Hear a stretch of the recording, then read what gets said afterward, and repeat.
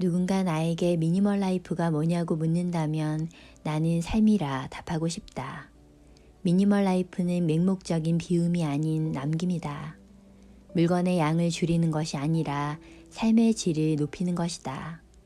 있어도 되고 없어도 되는 물건 여러 개보다 하나를 가져도 내 마음에 드는 물건으로 채우는 삶. 전체적인 삶의 균형을 맞추어가는 과정이 미니멀 라이프가 아닐까 생각한다. 각자가 처한 상황에 따라 미니멀 라이프는 모두 다르게 다가올 것이다. 시작하게 된 동기도 처한 상황도 가족 구성원과 집의 평수도 다 다르기에 개인마다 추구하는 미니멀의 모습은 다를 수밖에 없다.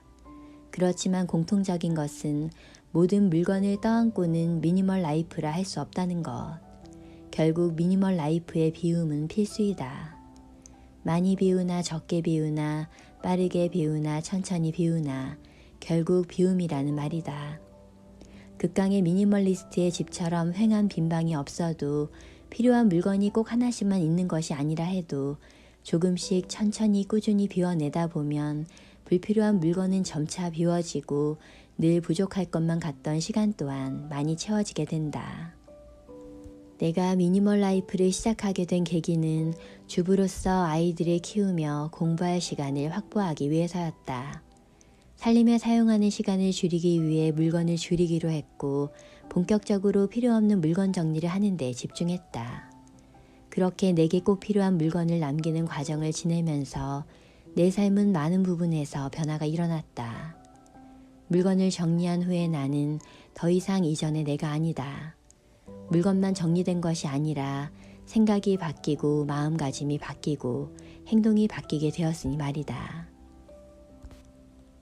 불필요한 물건을 줄이고 시간을 확보하기 위해 시작된 나의 미니멀 라이프는 나비 효과가 되어 나에게 시간과 돈을 가져다 주기 시작했다. 미니멀 라이프를 알기 전까지 우리 가정은 저축이라는 것을 모르고 살았었다.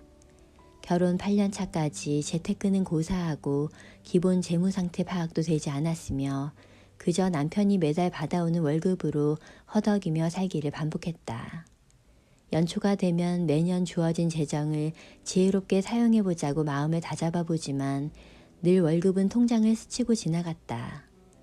명품을 사거나 해외여행을 자주 다닌 것도 아니고 아이들 교육비를 많이 쓰는 것도 아니었고 아끼면서 산다고 살았는데 돈은 다 어디로 흩어진 건지 늘 궁금했다. 그런데 미니멀 라이프를 접하고 물건을 하나씩 정리해가면서 알게 되었다. 나는 예쁜 쓰레기를 모으며 살아왔다는 것을. 그동안 사지 않아도 될 물건을 쉽게 사고 감정적인 소비 생활을 해왔다는 것을. 이렇게 소소하게 버려지는 돈이 모여 마이너스의 삶을 만들어내었다는 것을 말이다. 예쁜 쓰레기들을 정리하기 시작한 뒤로 나는 물건 하나를 사는데 더 신중해졌고 꼭 필요한 물건을 남기기 시작하면서 자연스럽게 공간과 돈, 시간까지 정리되기 시작했다. 필요한 물건만 사고 필요 이상의 물건을 들이지 않는 것만으로도 카드값은 눈에 띄게 줄어들었고 자연스럽게 재무 상태에 관심을 가지게 되면서 조금씩 공부를 시작했다.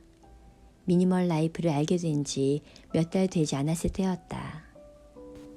가장 먼저 제로 베이스를 만들라는 말이 듣고는 아이들 명절 용돈까지 탈탈 털어 마이너스 통장부터 없앴다. 이렇게 어렵사리 마이너스 통장을 없앤 뒤에 신용카드 대신 체크카드를 사용해 매달 주어지는 월급만으로 생활하기 시작했다. 혜택이 좋아서 지인의 부탁을 거절하지 못해서 만들었던 카드. 이렇게 신용카드가 2장, 3장 늘어갈수록 지갑 속은 번잡해지고 소비 통제도 쉽지 않았었다. 90% 세일을 이기는 것은 사지 않는 것이라는 말처럼 카드가 주는 할인보다 더 큰 할인은 나에게 있었다. 신용카드를 전부 없애고 통장에 있는 돈만큼만 결제할 수 있는 체크카드를 사용하다 보니 할부 등의 유혹에 빠질 위험이 없었고 지금 얼마를 가지고 있는지 늘 체크할 수 있기 때문에 현금을 쓰는 것과 동일한 효과를 가져왔다. 이렇게 가정경제에서 마이너스 상태를 없애다 보니 기적처럼 저축할 돈이 생기게 된 것이다. 마이너스에서 플러스 생활이 드디어 시작되었다. 이전의 내 삶은 시간도 돈도 내 것이 아니었다. 돈에 끌려다녔고 주어진 시간을 허비하며 살았다. 아마 미니멀 라이프를 알지 못했다면 아직도 마이너스 통장과 씨름하며 우리 집 대문 앞에는 매일 예쁜 쓰레기들이 도착하고 있었을 것이다. 미니멀 라이프는 나에게 소비를 통제하는 경험을 가져다 주었고 생활비 전반을 살펴볼 수 있도록 해주었다. 수입은 이전과 비슷하지만 우리 집은 이전보다 더 적은 예산으로 생활이 가능해졌고 필요한 곳에 재정을 사용할 때 감사와 즐거움이 넘쳐난다. 중요한 것은 얼마를 가지고 있느냐가 아니라 내가 어떤 마음으로 돈과 물건을 대하고 있는지의 차이. 그것은 결국 마음가짐이었다. 내가 주체가 되는 삶이 무엇인지 알게 되었고 무엇보다 돈을 대하는 나의 태도가 달라진 것이다. 우리는 클릭만 하면 집 앞까지 물건이 오는 시대에 살고 있다. 하루라도 더 빨리 물건을 받고 싶은 구매자의 마음을 잘 아는 기업들은 너도 나도 바로 배송을 시작했고 이제는 당일 배송, 새벽 배송까지 당연해졌다. 그런데 생각해보면 그렇게 급한 물건도 별로 없다. 집안 수납장과 부엌의 냉장고 문을 열어보면 샴푸, 세안제, 비누, 치약과 칫솔, 수건, 온갖 먹거리까지 아직 우리 집에는 많은 물건이 있다는 것을 실감하게 된다. 예전에 나 역시 묶음으로 판매해서 저렴한 홈쇼핑 상품을 많이 샀더랬다. 그렇게 대량 구매한 것들은 결국 가족, 지인들에게 넘치게 나누어 주었고 나누는 마음은 좋았지만 사실 그 비용은 모두 카드 빚이었다. 싸다는 이유로 물건을 미리 사두게 되면 집은 물건에 잠식당하고 물건을 정리하는 데 에너지를 사용하게 된다. 이래저래 낭비이다.